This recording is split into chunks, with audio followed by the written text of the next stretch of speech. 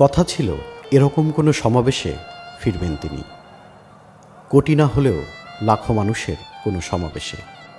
তিনি ফিরলেন বাংলাদেশের ইতিহাসে সবচেয়ে বড় জনসমাবেশেই ফিরলেন তিনি, কিন্তু নিথর।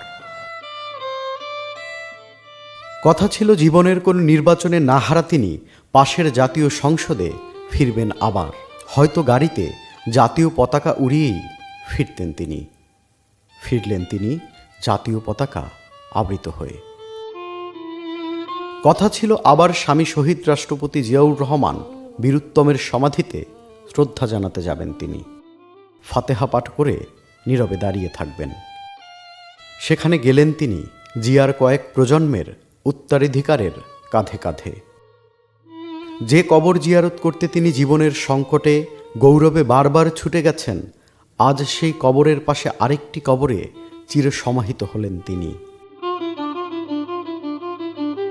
কিন্তু তিনি আজ আগের যে কোনো সময়ের চেয়েও আরও বেশি সম্মানিত, আরও বেশি ভালোবাসার।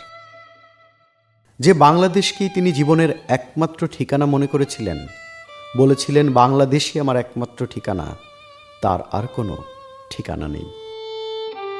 সেই বাংলাদেশের মাটি আজ তার চিরঘুমের ঠিকানা। সেই বাংলাদেশ আজ অশ্রুসিক্ত, যার জন্য তিনি বেগম খালেদা জিয়া। আগের চেয়েও আজ আরও বেশি সর্বজনীন তিনি, আরও বেশি প্রভাব বিস্তারকারী। জেল জুলুম নির্যাতন পেরিয়ে বেগম খালেদা জিয়া আজ আরও বেশি হৃদয়ে থাকা এক নাম।